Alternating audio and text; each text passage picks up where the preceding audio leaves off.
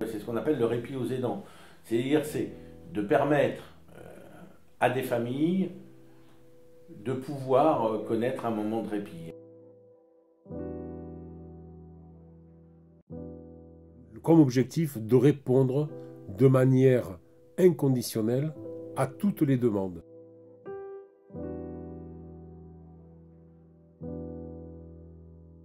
Le principal, c'est qu'ils viennent, qu'ils prennent du plaisir et que la famille, elle souffle.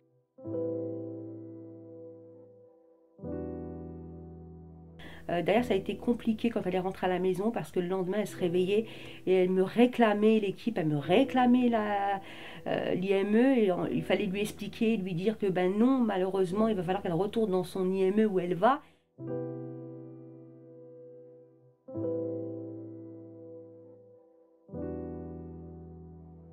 On peut la caractériser, la mutuelle La Mayotte, je dirais, autour d'un point précis qui est sa volonté de toujours participer aux missions de service public, d'essayer de toujours trouver les solutions les plus adaptées pour des enfants qui sont en situation de handicap, parce que ça a toujours été et ça reste quand même principalement, je dirais, notre cœur d'activité autour de l'enfance.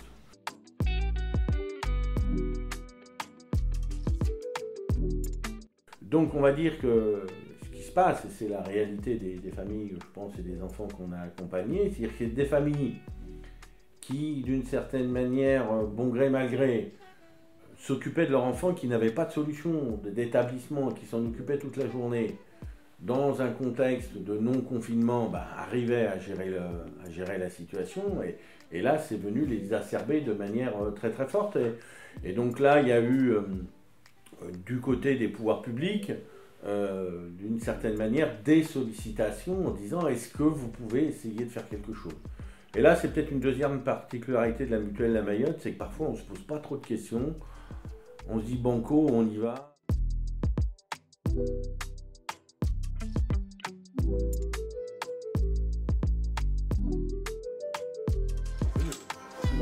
Tu recopies là, d'accord? Essaye. Je recopie la même chose que j'ai mis en bas. Voilà, voilà, très bien. Bravo. Bravo. Bravo. Ça s'est ouvert. Bravo. Et là, on met ta main. Et là, tu mets ta main. Voilà. On sait que c'est toi. Et ça, c'est ta signature. C'est ta signature. Oui. Bravo, Anna-Clara. Voilà. Hop, hop. Ta signature, les doigts et tu perds. C'est-à-dire que le répit est également pour ces jeunes-là. Donc nous, on essaye au mieux de leur permettre de vivre dans un autre lieu, d'autres moments, avec des personnels qui sont volontaires donc, pour venir nous aider. Différents personnels, donc moniteurs éducateurs, éducateurs spécialisés. On a aussi une pédopsychiatre donc, qui intervient par Zoom. On a une infirmière, on a une chef de service, on a des veilleurs de nuit, maîtresses de maison, enfin une équipe interdisciplinaire qui répond à tous les aspects de la vie de ces jeunes qui peuvent être présents à la carte, en journée, de nuit, jour et nuit, week-end, etc.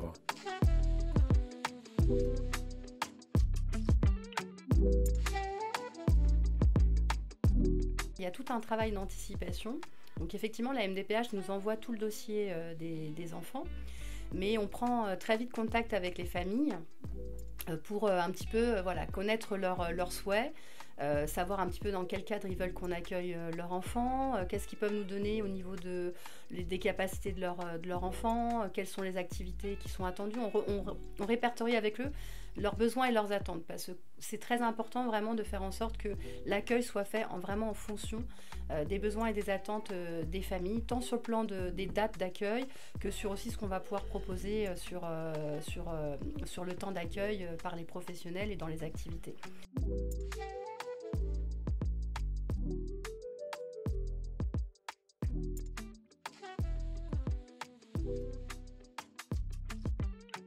Bravo. Tasse. Yeah. Et regarde. Kevin, T'en mets pas partout. Et du coup, ça s'est enchaîné très vite et j'ai été super surprise justement de cette rapidité parce qu'habituellement, on doit attendre 1 an, 2 ans, voire plus pour avoir une place. Alors que là, ça s'est fait en l'espace de quelques jours. La MDPH m'a contacté, ensuite l'IME m'a contacté, on a été reçu immédiatement et ça s'est enchaîné parce que l'ARS avait mis en place aussi ce dispositif. Et honnêtement, je les ai remerciés parce que c'est une première pour nous, enfin pour moi personnellement, d'avoir mis un dispositif aussi rapidement. Et c'est vrai que surtout quand on gère ce genre de handicap, c'est assez compliqué à organiser et ça a été vraiment une grande surprise pour nous et un soulagement et des moments de répit que je peux avoir ou d'autres familles et honnêtement ça fait énormément de bien, je vous le cache pas.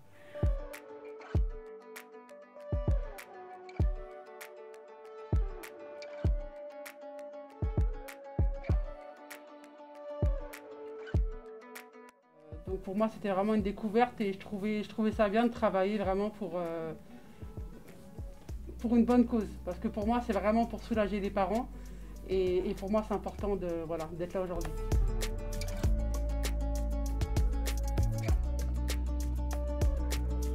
Ici, il vient en séjour répit, c'est avant tout pour prendre du plaisir. On ne va pas lui demander d'effort mental, d'effort physique, voilà. Donc c'est un bien-être.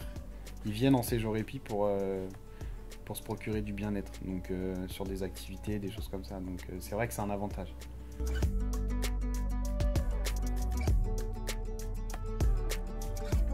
On n'a pas accès à la piscine, mais on a accès à jeux d'eau, du coup c'est un peu l'équivalent. La salle Snozelen qui a été faite pour l'IME, ça répond aux besoins des enfants qu'on accueille sur le séjour répit. Donc salle de bien-être qu'on a à disposition sur la Mayotte. On a le gymnase ça c'est pas partout. Est-ce qu'on peut avoir un gymnase? On a accès au gymnase. Est-ce qu'on peut faire des jeux de balles, des choses comme ça. Et puis si le temps dehors ça va pas, on peut quand même être en intérieur. Et voilà, on a accès à la salle de psychomote. Où est-ce qu'on peut faire du travail de psychomotricité. En plus il y a des psychomotes qui travaillent sur le séjour. Donc toutes les salles sont adaptées, c'est ça l'avantage qu'on a sur le séjour.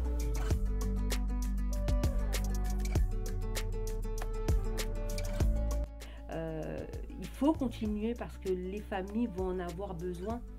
Oui, effectivement, on a pris le prétexte de dire c'est le Covid, ils en ont besoin, mais même à long terme, les familles vont avoir besoin justement de ce temps de répit.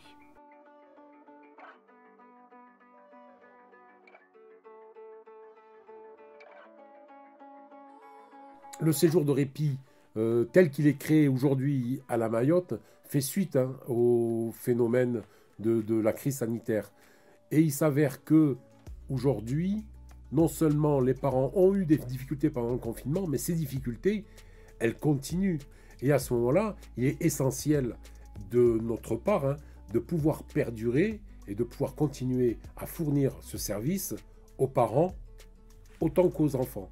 Et le séjour de répit devrait rester un séjour éphémère, pérenne.